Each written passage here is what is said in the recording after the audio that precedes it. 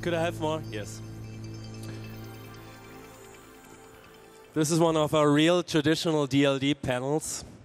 I think all of us are always looking forward to. It's the future of media, because finally that is also so important for our business at Hubert Broder Media. And it's always marvelous to see how Jochen Wegner, our dear friend, where is Jochen now? Here. Sitting already, yes.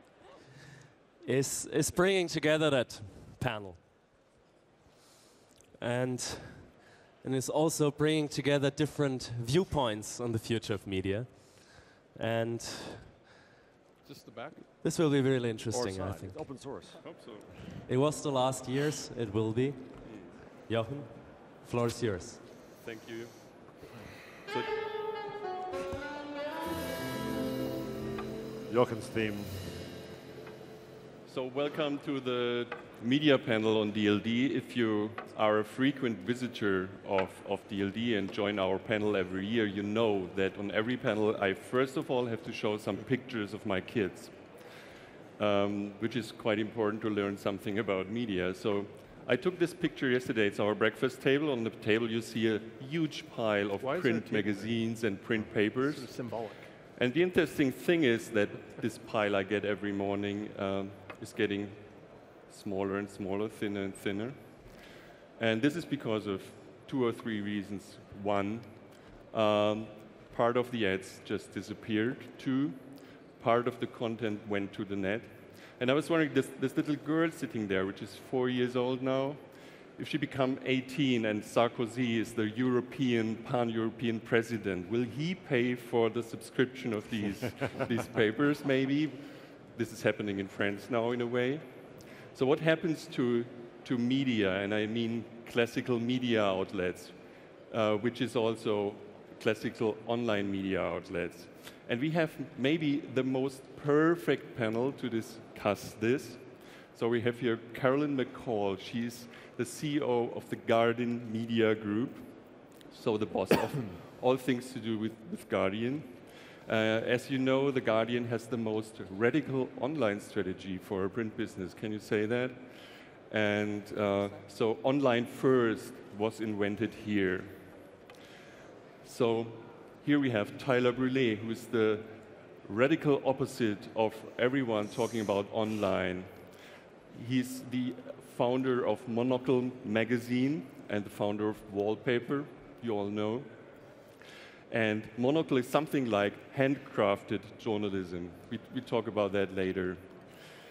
This is Jeff Jarvis, you know. He's the most important media professor of this planet, writer of the weblog buzzmachine.com, a must-read, media professor at City University of New York. And he teaches journalists to be entrepreneurs. And this is M.Arrington, the most famous tech blogger of this planet. His website has 8 million uniques at the moment, and he does that with 10 editors, which is quite a shock. Is my mic's on? Why is there a table between me and everyone else? Because you're M.Arrington. I feel as though symbolically I've been separated from the group. Come here. Great. Okay, thanks. So first question for the whole panel. Can we talk numbers a little bit? Can you talk about your revenues, Michael? No. We disclosed revenues of around $3 million 2 years ago, and then I hired a CEO, Heather Hardy, from Fox, and since then I'm not allowed to talk about revenue at all. So no. So it's something like 5 to 10 million now. Our revenues have gone up substantially, but I can't talk about it any more than that. Apparently, that's a bad thing to do when you're running a business. So don't talk about it. So keep in mind, it's something like 10 editors and freelance writers. We have 10 employees. TechCrunch has 3 writers. A couple of other writers do other things, other sites. We have a few developers, and then administrative staff, Heather, our CEO, and people like that.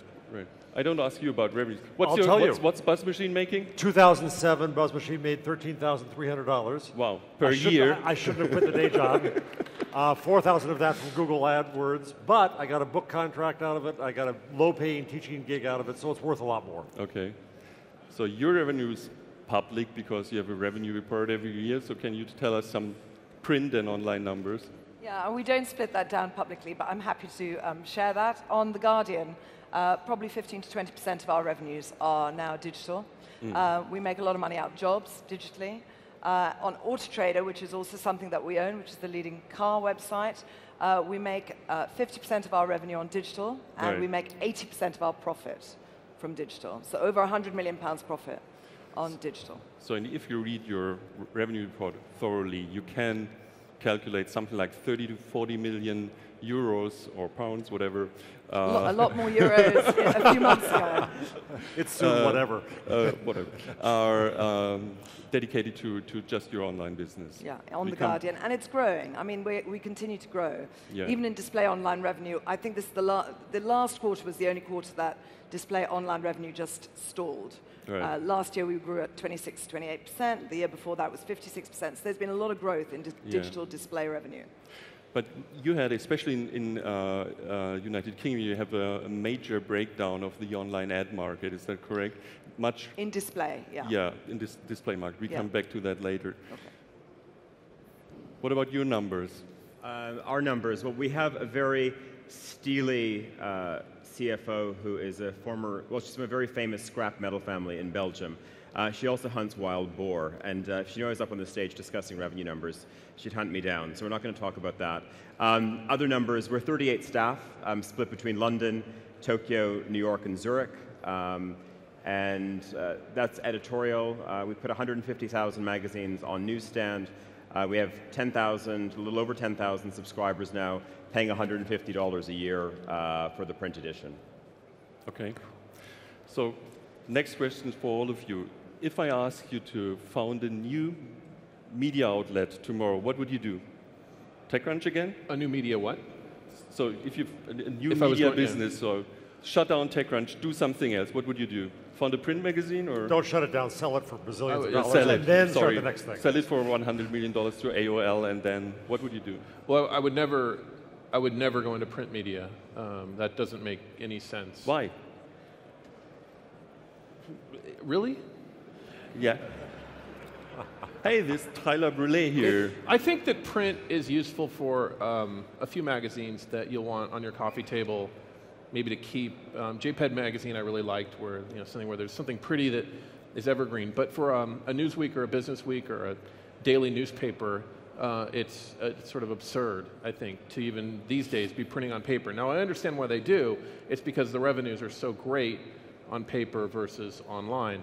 But it has to go away. It just, right? I'm right on that, right? It has to go away. Yeah, and so I would never do anything in print. So what you tell me is that papers are just totems, like Tom Wolfe put it recently. It's a totem you carry around and say, hey, I'm an intellectual. Yeah. So that's the main function of papers for you?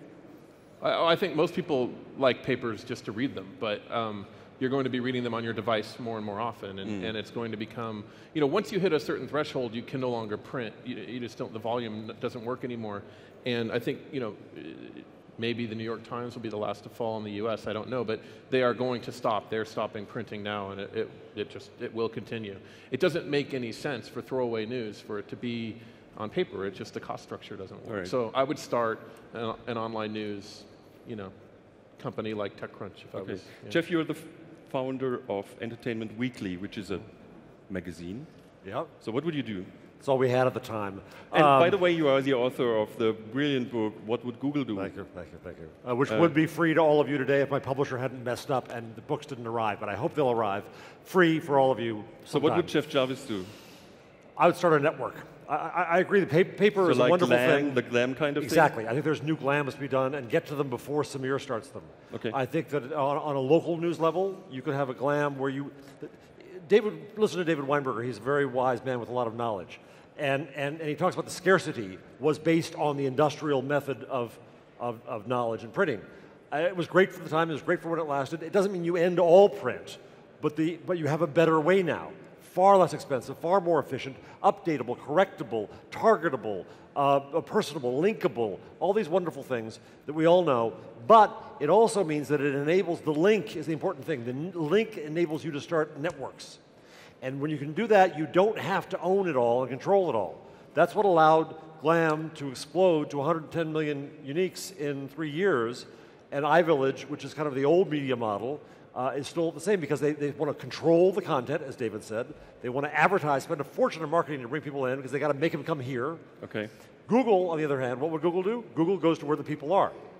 And when I, on my blog, put up a Google ad and a Google map and a YouTube video, I'm distributing Google. I'm part of the Google empire. I didn't cost Google anything. In fact, Google thinks like a platform, enables me to succeed and sends me a big $4,000 and keeps me in business. And that's the way we in media, I think, need to think now is how can we build platforms on which others succeed? And networks like Glam will be that. If we say any website, does it immediately go on? Yes, up there? magic. Wikipedia. Power. Delayed. Take a while. That's kind of So you are responsible for all the investments of the Guardian Media Group, and you have a lot of non-classical media outlets now. What would you do next week? Well, rather than answer that, I think the very pertinent point is what Michael has raised, which is, you know, no one knows how long newspapers are going to be demanded. So at the moment, there are people out there that want to buy a newspaper. They actually pay money every day to buy a newspaper. Without the newspaper and the large kind of pool of journalism that we have, we would not have been as strong on the web, because I think people turn to us on the web to navigate their way through this abundance of information that David Weinberger was talking about. And actually, we've been able to create something that's very trusted, verifiable, unpolluted, and we've embraced blogging as well. So we've actually become part of the web, but we also have print. Where Michael is completely right is the economics of print make it very difficult going forward to see a sustainable economic model for newspapers unless you change quite a lot of the way you work, the way you do things, and where you put your emphasis.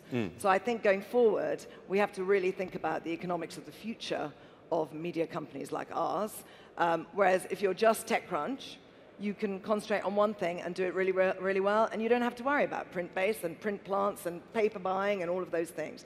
But we're not in that position, so we are, and there are lots of advantages of our position, in my view, but we've got to make sure that we don't become unsustainable in terms of profitability. What would you found? So you quit your job this week, next week you found a new business. Online news, I think, is I know, not, you're looking at me like that because of where's the money. Yeah. We can come on to that. I think it's a fantastic thing to be in. Okay. Tyler. Well, we're in our infancy still. We're not even 2 years old, so I think it would be rather difficult to chuck in the towel right now, because I think every day we're looking at new initiatives, and whether that's retweaking what we do on page or what we do online. We've moved into retail recently as well. I mean, true bricks and mortar retail, as well as also having an e-commerce side to our business. So I wouldn't say I'd be quitting my job tomorrow. If I was going to start a new business, also crazy as well, but I'd start a new airline in Europe. Okay. But we can come back to that. Hardcore editorial content thing. So you told me yesterday about, we talked about your online strategy in the last years, and The Guardian was famous for being radical online, but it turned out that the revenues never swapped to online in these amounts. Why? How come? Well, I think the thing that surprised 15 years ago, when a lot of us were embarking on online, the thing that worried us most was classified. It was all going to go to the web, and there was going to be no classified advertising in print. Actually, the most robust model we've got at the moment is classified. Right. Cars, jobs, Auto Trader, I've said, the Guardian Jobs makes money, makes a lot of money. It's high margin business. So the classified model has actually been the more robust model. Display, I think, is a difficult model because of the ad networks. I think it's just become, there's too much inventory, it's cheap, it's very difficult, to get performance-based advertising through, it's very difficult to segment, and I think that will come, but I think what you're trying to do is change advertising behavior. The ad agencies are not geared up to look at this in the way that a lot of websites are. So there's a real dysfunction there, and that is not a great model at the moment. So we're having to constantly find new ways of making money. We were talking about this earlier, where bespoke partnerships or microsites, or there's going to be a whole range of models. There will not be one display online model. may it be the case that online just doesn't scale? If you look at The Guardian, you have 26 million uniques at the moment, and you make something like $40 million. He makes with 8 million, maybe something like 10 million, $8 million. So is there something like a curve going like that? So if you have a big editorial reach, it just doesn't work. What would you say? What's wrong with the online ad market? Well, what's wrong with the online ad market right now is that nobody's spending, and those that are spending less. But it'll go through a cycle. But the difference, I think, is if I were you or any big media print publication, I would be thinking about all of the costs that I have for my office and anybody who's not creating content, including software developers, the office space. I said, just all of your cost structure is absolutely horrendous. And forget me, if you think about the army of bloggers out there across the entire spectrum of content creation that work out of their house from a laptop using free open source software and linking with each other for promotion, it's sort of this tidal wave that's coming that even I'm worried about because I'm getting big enough that I have some things I want to protect now, that I wouldn't want to be in the business of old media anymore. You have to know that he's still working out of his living room. Can I say that? You just have to move because the state said it's not allowed to work in your condo or whatever. Somebody contacted the city that I live in and said that we were running a business out of it, and so they came by and said that we can't run a business out of my house. So, we're dealing with that. I think it's a First Amendment issue. I didn't think of that, actually. Freedom, the little-known freedom to run a blog out of your house. To publish. I wonder if I could sue them on that. But so we're still living out of my living room, so we have no cost. I mean, we have no cost. We could, TechCrunch could eventually, if the shit really hit the fan, it could be me sitting in my house in my underwear writing a blog again. And there's millions of people out there, tens of millions of people doing that. And I see big media, particularly the New York Times. I have to be careful here because the last time I was on stage with Jeff Jarvis, we got in a big fight, and he then, I think, attacked me fairly inappropriately. Here you go again. Right afterwards. So I have to be careful with my words here. But I think that journalists still fall back on the notion that they have a certain level of integrity and a willingness to only speak the truth in a balanced way, that somehow might get them through, or at least provide an excuse if things go bad. And particularly the New York Times falls back on that. But I think that all journalists have the same failings, and that users aren't really that concerned with those issues. Readers aren't concerned with those issues as long as they don't feel like they're being tricked, and they can understand if a brand is editorial or sort of a paid content that really tries to just present the facts or things like that. It's a tidal wave that's going to wash everyone away, in my opinion. Lieber Jeff Jarvis, how do we finance journalism in 10 years? The challenge probably isn't 10 years, it's a year or two. It's 2 years. It's today. No. Well, but that's the question. But the question is not how do I fund the operation the way I've had it all these years. It's not how do I pay for the newsroom I've had. It's how do we get enough journalism for our community. And there are all kinds of new ways to do that we're beginning to explore, I think, on the content side, but we've not brought along the business side to this. At the City University of New York, where I teach, I've just started a project in new business models for news. Because I yap about this all the time, and I would put my money where my mouth is if I had any money, but I think it's time to flesh out these models in full and bring in people from the industry, including you and others, and say, what does a hyperlocal network look like? And there's some experience, but we've got to try to share the knowledge. Aren't you suggesting a sort of top-down approach, though? No, I'm suggesting entirely new models. Here's what I'd like to see. If I were a communications professor, and I'm not, I'm only a journalism professor, I would like to study, for example, one day's output of journalism in, let's say, Germany, and say how much of it is unique reporting, how much of it is repetition of somebody else's stuff, how much of it is... What's your universe of output? Does it include Twitter? Yes. Okay. But what I'm trying to say is this. Define the journalism a community needs, and then figure out the new opportunities of how to get it and more. My 16-year-old son reads more news than I ever read at his age. He never, ever goes to a brand to read it. He goes through links of peers. He reads TechCrunch 5 times a day. but never once does he, in the morning. I've written about him yes, a couple times, yeah. But he doesn't type in TechCrunch.com and say, what does Michael have to tell me today? He goes there because somebody in Dig or Twitter recommended something. So those are his editors. You have bloggers who can learn all kinds of skills and want to report on their communities. There are new methods to do this. We've got to stop the mourning and the whining and the wailing and the complaining, and we've got to get on to building things. You said something fascinating that I haven't really thought about before, which is there are people creating news like us, and then there's this whole new class of people that don't necessarily blog, but all they do is read everything constantly on Google Reader or whatever, and then they disseminate that on Twitter and wherever, and those people are an increasingly important part of the ecosystem. If you abstract the functions of journalism and stop thinking it all has to happen in the same place, right? There are a whole bunch. There's gathering, there's verifying, there's fairness, there's editing, there's the filter. As Clay Shirk would say, the filter. We say there's too much information. It's really just a filter failure. There's targeting. I mean, abstract all those functions and say where can they occur in a larger ecosystem. So I think we are too used to thinking I own the news, I own the product. I still think there's going to be a Guardian, and a Guardian is going to, God bless it, still investigate what goes on in government in the UK. But it contributes to a larger ecosystem. The question is, who can support that ecosystem with things like ad networks? Do we hand it over to Google? Is that an opportunity for the Guardian? I was just talking to somebody yesterday and suggesting they'd call you because you should sell their ads. He's in the audience, I'll introduce you later.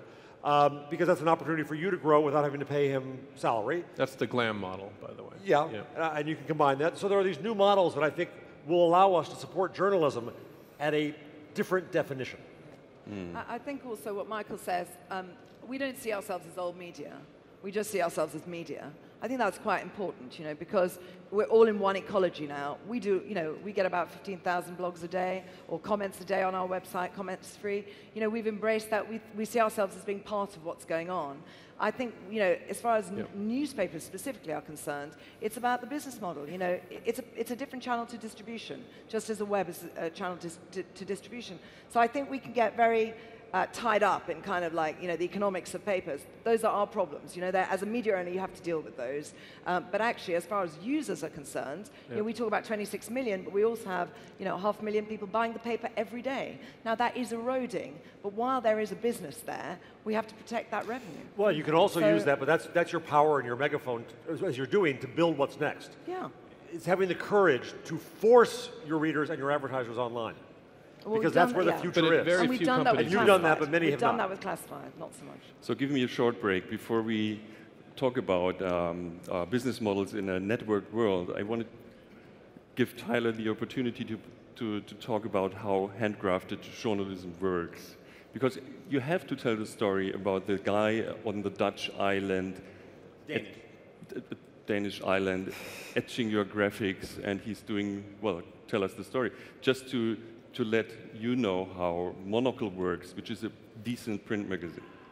Well, I think part of it is we have a commitment to, well, one, of course, invest in journalism, and I mean, it's amazing the amount of people who want you to write for the front page of their blog, but they don't want to pay you anything for it. And I think that they were trying to correct a couple of things, and that is to, it does cost money to send people out in the world, and it's great to have someone on the ground, maybe in a new business model, to be able to, send something off their mobile phone. I don't think it's quite the same as actually sending someone with a fresh set of eyes, and whether that's seen as a catastrophe, whether it's an ongoing political struggle, that simply costs money. So I think there is, part of that is the investment, and I'm sure it's something which Mr. Rusbridger and I'm sure Caroline, you struggle with every day. But as you're saying, I think it's part of, what traditional old journalism needs to do. I think when you talk about craft, talking about people on Danish islands, it was interesting. We did a very, very simple thing from the start.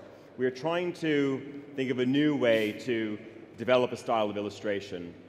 And it was interesting. We found this gentleman called Martin Mork, and he does a lot of the stamps for the Danish Post Office. He does all the banknotes for the Danish Post Office, and he still etches in lead. And it was amazing the precision that he was getting in lead. And so to us, that was just second nature. We should work with this gentleman because he just does the most amazing portraits. the flurry of email that we got when the magazine came out, there were so many graphic designers, so many people blogging about this, saying, what program was this done on? Which was fascinating. Well, it's LED, and it's a PIC, and it's happening somewhere in the windblown North Sea. I mean, that's one element of it. I just think we've taken some very simple steps, I think, to elevate our brand, i.e., we have quite a hard and fast rule about doing portraits in the magazine. We don't shoot them digitally.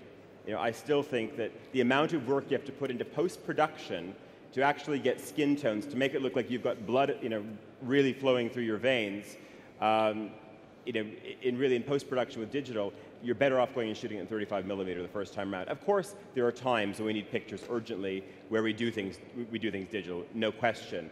But I think it is simple elements like that, which I believe also turn into ad revenue as well. I think that there is an investment. I believe we're seeing a turn on the part of some brands.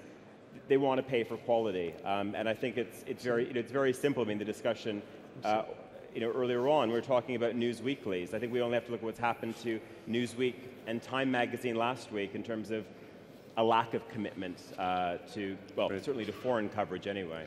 Yeah, yeah. But yeah, well, to build on just one aspect of what Tyler said, you know, this thing about journalism you referred to.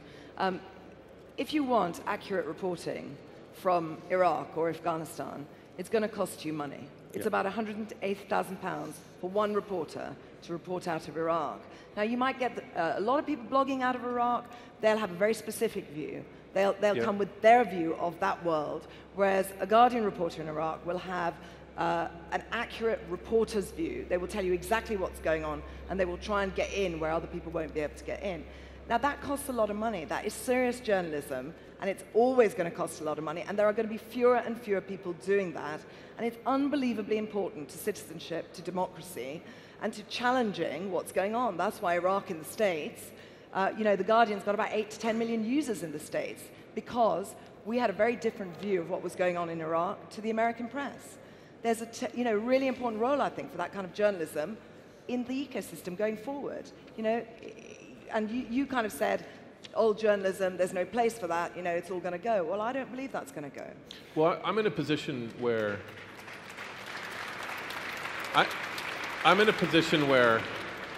saying very one-sided things gets me more attention and more money. There's always a gray area, but I refuse to deal with the gray area because I read about tech news. I don't need on-the-ground reporters in Afghanistan. And I have no idea if that model works or not over time for the big, say, cable news channels, you know, the BBC, which isn't a for-profit entity. I have no idea. But I know in tech news, it's all over. There's just no way to compete with the bloggers who, you know, can literally sit from their home and never have to leave. There's just no way. And they do it out of passion, and they do it for free. But you're doing something very different to what I've just described. Absolutely. Foreign news, domestic news, politics. It's a very different sphere. Yeah, but it has nothing to do with me, so I started talking about what I do again. Always a good tactic. So we are at the point now, because I have the feeling that media, they explode, they fall into pieces, they become granular. So in every little piece of the medium has its own little business model. So this is the Google world, where every article, every piece of information has to have a substantial kind of business model, but your war correspondent will never be profitable on its own. So you can have niche publications like TechCrunch. Are you reading my stuff here? I'm just looking at the questions you're going to ask so I can prepare. He's stolen his notes. I'm sorry, did I break the rules? I'm sorry. He told me these Germans always are too prepared. You are very organized, I'll give you that. We've had three pre-briefings before the actual event. It's great. Thank you. It is, it's really good.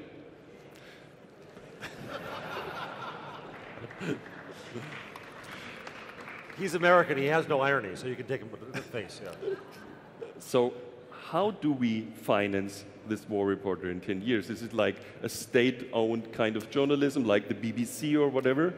You want that? You blogged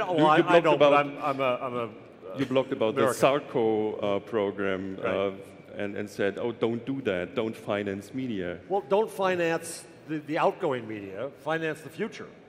Get the BBC everyone. is pretty cool, though. Yes, BBC's cool. I mean, they're so much that, better than anything else. but I can't see us doing that. And there's talk now in the UK. Alan Rusbridger's brought up the notion of maybe supporting the regional newspapers, which are dire straits in the UK, to get them over the hump. Well, the question is, will they be the ones to go over the hump or not? Are they the best stewards of journalism today? I think it's unshown. If you invest in the future, I proposed, I would take the money and try to get everyone in the country on broadband, which would drive us to online and drive the advertisers online and drive the money online. Now, when that money gets there, Pache David Weinberger, it's a world of abundance, not scarcity. So we don't control the costs anymore. But there are new models to do things. I'll give you an example. The foreign example is a new business model that was at my conference at CUNY. Charlie Sennett started Global Post, I think it launched 2 weeks ago. Yes. He installed journalists in, I believe, 72 cities around the world. He pays them a pittance, I think, about $1,000 a month. They do a story or two, they blog about the stories. But then, when you, Jochen, say, I need someone in Addis Ababa, who's there, you're going to look at Charlie's site. And you're going to hire that journalist, and you're going to pay him more. And that's how the journalist is going to live. So that journalist became a network. Charlie created a platform at Global Post to support these journalists in a way that no single publication can anymore. But if we as an industry think like a network and realize that having someone in Addis Ababa is a good thing for all of us, and we all find ways to support that, then we can all be better. But that's an entirely different, generous way, non-competitive way, networked way to look at our world. Jeff, can I just add? Yeah, go on. Maybe it's the same question, Carolyn. But Charlie has got, he's got a great reputation, fantastic foreign correspondent. He was talking about setting this up for a very long time. He launches his site. There's next to no advertising on it, and this is the surprising thing, because everyone's talking about how we're going to make this work, and the advertising will come. But I was very, very surprised to see him get off the ground with a lot of buzz. Tyler, and there's next to no money there. Yeah, but I don't know a single site that launches with advertising. You have to get an audience first. So Charlie, as far as I know, it was not in the plan to have advertising day one. Now, the next one, the other question, the harder question, is there any endemic targeted advertising for reporting from Addis Ababa? No, there's not. And the problem is you lose the subsidy relationship that you have. Okay, you support that bureau because it's next to the entertainment section, which pays the bills. In an atomized world, that subsidy goes away. But so, as Michael has said, the cost structure in general does change, and there are other models. Perhaps I don't support government support. I don't believe that white knights, rich people are going to save journalism as it stood, and I don't believe the foundations are going to save it. However, I want to know public what changes, support. though. Well, public support could pay for a slice of journalism. Okay. There's another model. David Cohen in the U.S. started Spot.us, which is a platform for people to be able to pledge money to support one reporter doing one story. Public radio pledging with control over the money. That won't do much, but it does something. It adds into the ecosystem. Look, but the fundamental here is that we're talking about very large media groups who are in a period of transformation or transition, and they're trying to get to somewhere else. So it's not as it's actually easier launching a pure play, not having much ad revenue, reevaluating it, changing your model. You'll be much more agile. We're talking about a lot of people who are having to change the way they think and learn and do things. So broadband, I think, yes, our government has said that that's one of the big agendas, in digital Britain, that will help. The fact is, we are always going to have, for some period to come, a lot of money still tied up in print. And yes, we will want to move towards digital. However, there will need to be some kind of, we're owned by a trust, I think most people know that. We have a trust ownership, so we can look at The Guardian in a very different way, and we can subsidize it. That's the whole core purpose. Mitchell talked about purpose, mission. I think it's fantastic having a company with a strong mission. The second thing I think is that if you're part of, we have diversified our group deliberately so that we are not trying to make money only from our news business, i.e. Guardian News and Media. We know that for the next maybe 5 years, probably 10 years, maybe even 15 years, it is going to be a very difficult business model. So we have business to business, we have Auto Trader, we have radio, we have a whole range of other businesses that are highly profitable, that kind of subsidize what's going on in news so that we get through the hump. But that, I think, is one, I think if you are only in newspaper publishing with a website, that is a difficult business model over the next 5 to 10 years, and it's going to be quite unsustainable. But there's some light at the end of this tunnel, I think. The Los Angeles Times said, and there's caveats playing, the editor said about a month ago that the online revenue at the Los Angeles Times website is sufficient now to cover the total editorial payroll, print and online. Now, there's a lot of caveats there, right? The ads are sold in packages and you can't separate the value. They have rent, they have other expenses. The newsroom has shrunk by half. They also, what about the journalists themselves? They're unionized, right? Yeah. And they don't work very much and they're paid a lot. I mean, what I mean is, and I don't mean this, but they work a 9 to 5, right? And they're sort of, but what I'm saying is, this does not solve the problem today, but you start to get a picture. But does that kill the light at the end of the tunnel? If you change the rent, if you close the office, you can start to see a sustainable journalistic enterprise. You don't work with them? You have to work with them. You've got to change things. You've got to have a better dialogue with the unions. Yeah, but are you in a situation, and I don't know the answer to this, but are you in a situation with existing journalists that because of the union and because of just their work ethic relative to bloggers, that it's just a train wreck waiting to happen, that even if you fix all the other problems, you still have the prima donna journalists reporting to you that will never work as hard as the bloggers that I know are people working at the Guardian. That's a vast generalization. Yeah, I know people at the Guardian. It wasn't a generalization because it was a question. It wasn't a generalization. It's actually a question. I don't know. I know some journalists that are brilliant and work really hard. And then I know some that are incredibly lazy as well. I know lazy bloggers too. Yeah, well, but the market phases them out. Stop! Are there questions? Okay, 50 questions. First question, second question. I'd like to everybody. Can you introduce yourself, please? My name's Ben Hammersley. I'm from Wired magazine in the UK. One of the most famous tech reporters of the planet. Oh, welcome. Yeah, you say that about everybody. A question really for everybody down the panel. I'm currently in the middle of launching a magazine where our philosophy is if you take very, very high quality journalism, you make it look incredibly beautiful and you create a really, really beautiful artifact that you sell for a penny more than it costs to make it, then you'll make a nice business, which I believe is pretty much where Tyler is and Caroline is. And yet, on the other side of the panel, you have people who are saying, well, actually, due to some magical thinking, this is all going to go away, and therefore we should destroy our business models by investing in ecosystems, and we'll just make it up as we go along. And what's wrong with the old thing of just making something really good that people want to buy and selling it at a profit? This is the problem with media today, is that the general public doesn't get to hear reality because it's filtered through people who are being affected, right? And so we've got Wired saying. Right? He's saying, well, it's ridiculous to destroy the business model, and isn't it better to create... And then the people, just everyday people, have no idea what's going on because it's being filtered through somebody with a pure conflict of interest. So I just object to the question in its entirety. Let me restate the question then.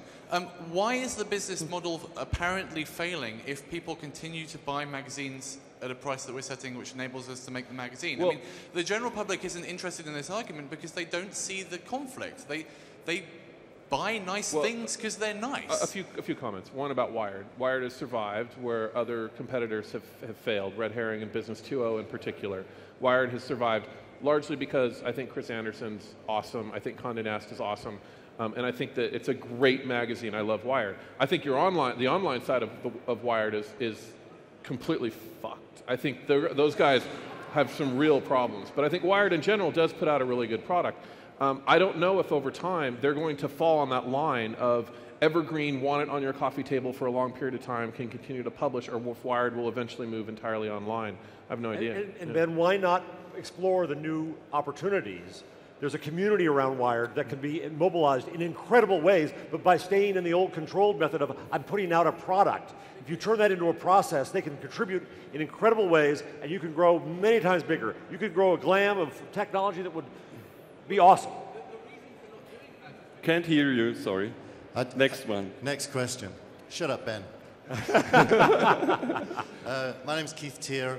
We're a family. I think there's a hidden subject that isn't really coming out from the panel, which is the changed role of the publisher in a digital world. Right. And it isn't just true in journalism. It's true in music. It's true in every field. The publisher used to be essential because distribution was hard and expensive. As distribution becomes free and easy, what I think is happening is the individual brand of the creator, whether it's a M.Arrington or a Jeff Jarvis or a George Michael in the music field travels independently of the need for a distributor. And so the role of the publisher itself becomes more and more a job the creator can take on, with a little bit of help and maybe paying for some of it. But that ownership of rights moving to the creator and the publisher having to be a facilitator, not an owner, seems to be the big thing here.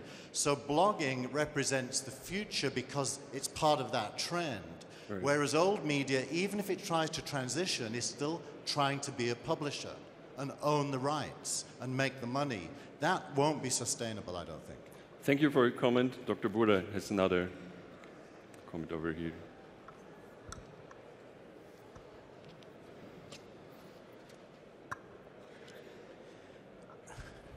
I think the problem is in advertising.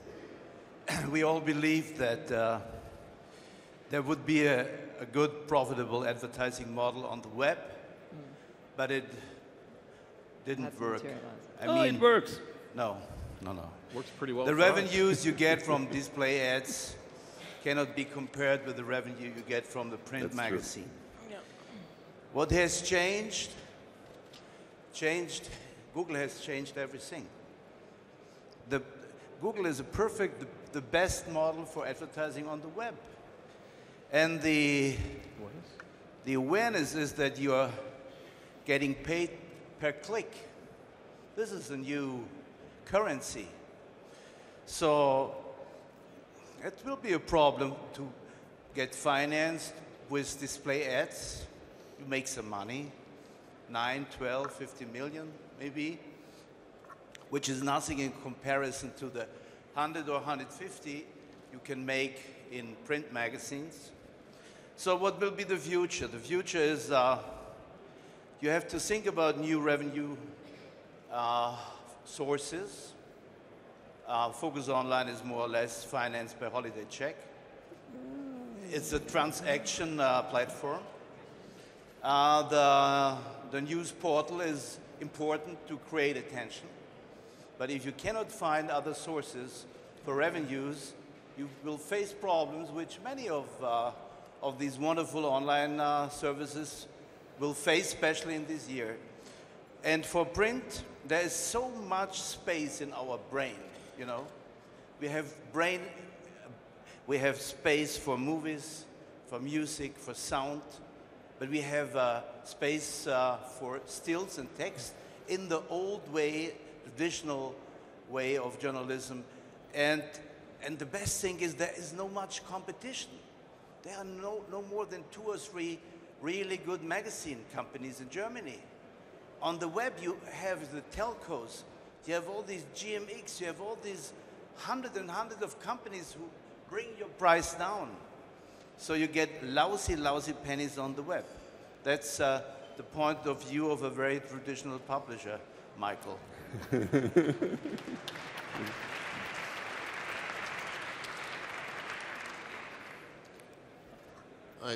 Shervin Pishavar from SGN. I just wanted to talk about what Keith was talking about, what Jeff had mentioned.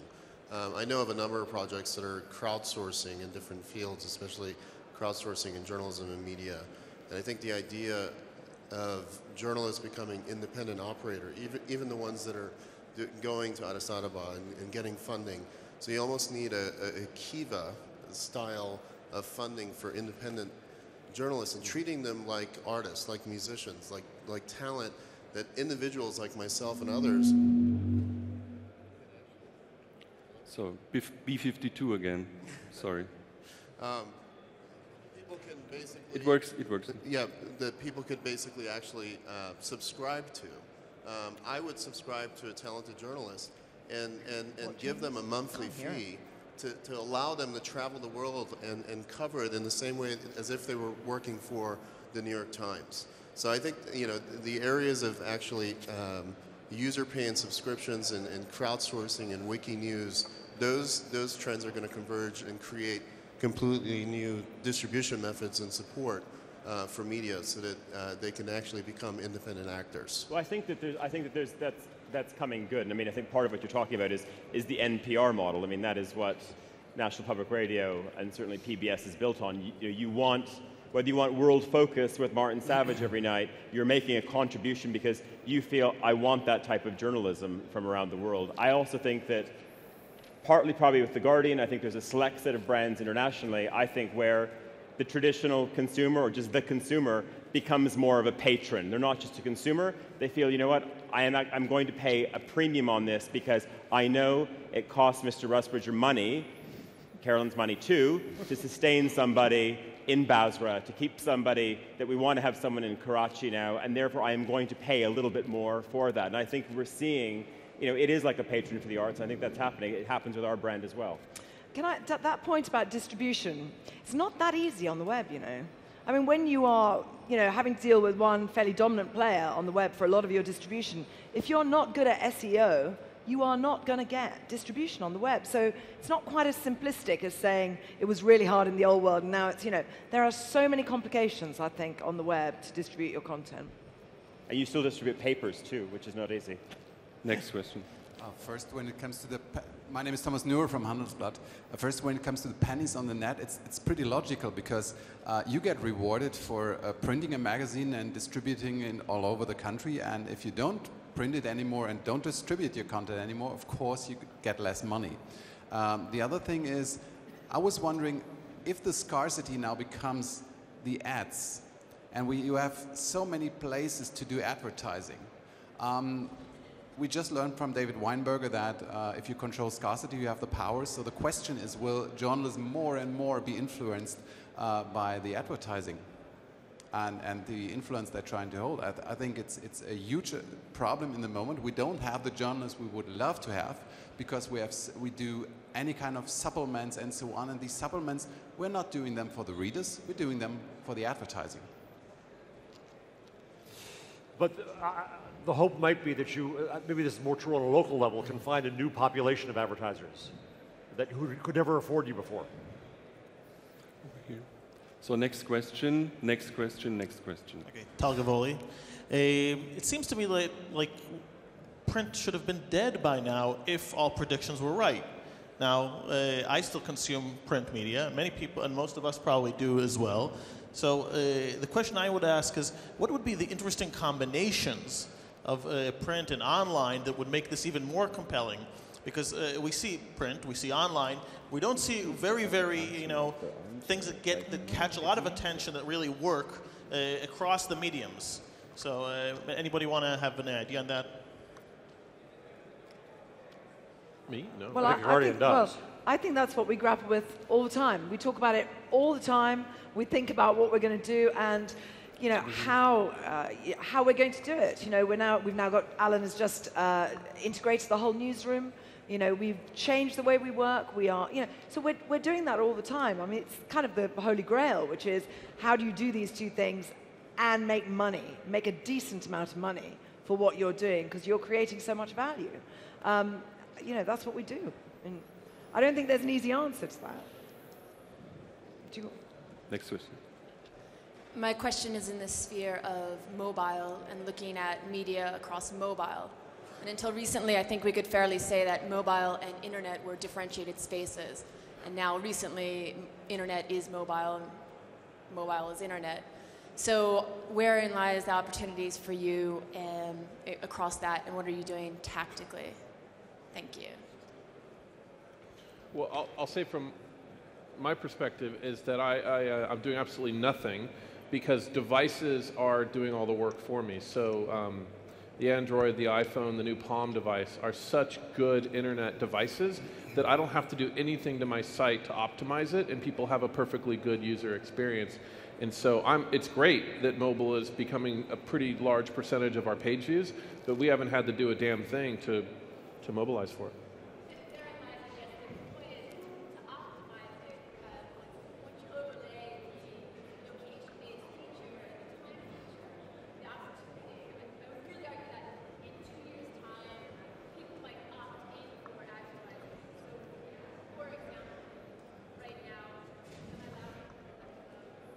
Doesn't work.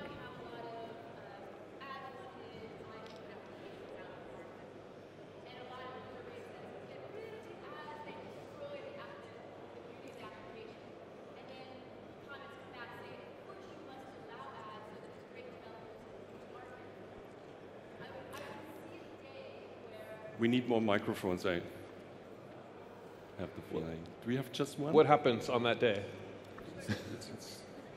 Sorry, just a second. This is leaving us hanging. Maybe you take mine. Thank you. Thanks so much.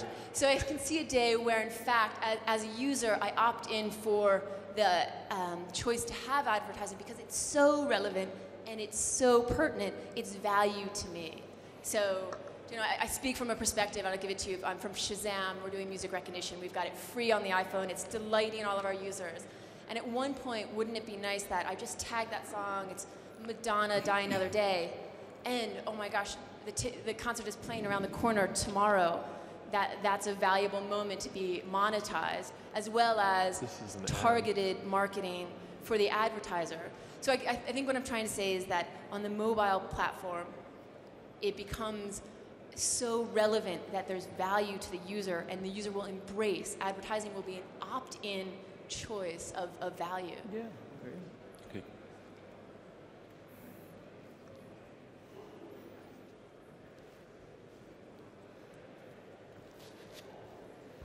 This is really a question, I guess, addressed to Jeff and to Carolyn. Picking up on Dr. Berta's point about there being great alternatives to advertising, it's almost like there's a 1-2 punch. First, Google and eBay come along and separate out advertisers from the media that they subsidized, and now increasingly brands almost don't need media to reach people. There's so many ways that a brand can build a relationship with customers through many other channels. So, Jeff, as you're studying like ways to bring back the journalism that can't be funded elsewhere, like going to Iraq or Iran, like, is there a small set of models that you're coming up with there? And I guess to Carolyn, how do you reinvent what you're doing in light of the fact that so many of the fundamentals are going against what's been the traditional advertising world? Do you want to go first? Well, I think you're right. I think brands, though, have always had the opportunity to interact. I mean, they've had shop fronts, they've had point of sale, they've had exhibitions, they've had live events. You know, they've always had the opportunity to interact with consumers, and media has always played an important role. I think that's still, you know, a lot of the brands we work with, a lot of the advertisers we work with, are really interested in our audience, which tends not to go to them that willingly for their brand on their own. So we often work with advertisers in a very different way to the traditional model, and some of our best relationships, long-term relationships, are about working with them to connect with our audience, to engage with our audience. We do forums, all sorts of things. So I think there is a new, you know, it's just a kind of, it's iterative, and it's kind of learning how you can do this well, and you get money for it. So I think there is a model there, but it's not, as Mr. Berta said, it is not the online display model, which is being completely commoditized by the ad networks. And so there'll be a tiny amount of money there, but we have to find about 5 or 6 or 10 new streams to help that. So does that help? Yeah, no, it's a reinvention of what has It been is. advertised. Yeah, but those relationships with advertisers that we have with all the classified and display advertisers are absolutely critical. And you know, what Michael says, you know, old media, if you want to call them that, have incredibly established deep relationships. A lot of the advertisers that really matter. So. But I think we could be back here in 2 or 3 years, I'll predict. We'll have a panel with DLD with you, Jochen, talking about the death of advertising as we know it. Yeah. The mass market dies, replaced by the massive niches. You know, we know all these pressures. The problem is we haven't forced the advertisers because they're the ones with the checks still. And they're still compensated on spending more money and not finding new efficiencies. Bob Garfield in Ad Age talks about a chaos scenario where the more that marketers have direct relationships, it's relationships, yes, but it's not between us and the advertiser. The more valuable relationship is obviously between the advertiser and their community, their customer. And so when that happens, you've replaced the advertising. Advertising might actually go down. So in a sense, advertising is always an indication of a failure. The audience doesn't know about my product, they don't know how good it is, they don't know how cheap it is, they like the other guy's thing better. And so, but if your customer loves your product and talks about it and tells everybody about it, I do it all the time. I saw you have an iPhone over there. We love our iPhones, right, guys? Want to hold up our iPhones, right? I sell this thing. Now, they still advertise. Yeah, they still make it cool. They still do that. But I think they advertise less. No. Now, the question you really asked is, what new models are there? Talking as I just did is as useless as talking about whether print dies or newspapers die. What's more important is talk about what we invent.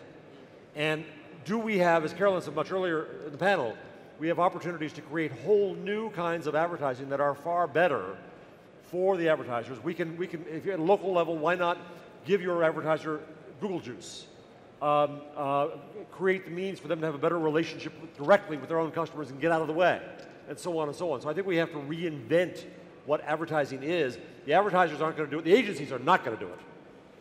The advertisers probably aren't going to do it. So if we are going to maintain a leadership role in media, we need to reinvent it. Okay, so we have to come to an end. I get I get one applause. Yeah. A lot of kill signs now. No, I wasn't looking for that. So I invite you to come here in 5 years again. You're a patient man, and Jochen. talk about, DLD forever. And talk about your business models. Michael, what will be your media outlet in 5 years? Will it work, or will there be no ad market anymore? Will it go bankrupt next year? Or I hope I'm living on an island somewhere in 5 years and have nothing to do with this conference. Etching floor. What do you say? I have tenure at a university, so I'll be doing that. No, you're a professor. Come on. Okay. I hope that I'll stay young enough, thanks to the internet, to keep trying new things. Will there be a print edition of Guardian in 5 years? I think there will be, but I'll tell you something. Guardian.co.uk will be worldwide brand, and it will be really, really strong. Wow. Will you be profitable in 5 years with Monocle? No, I already bought an island, and I did that on old media. Thank you very much. With old media money. With old media money.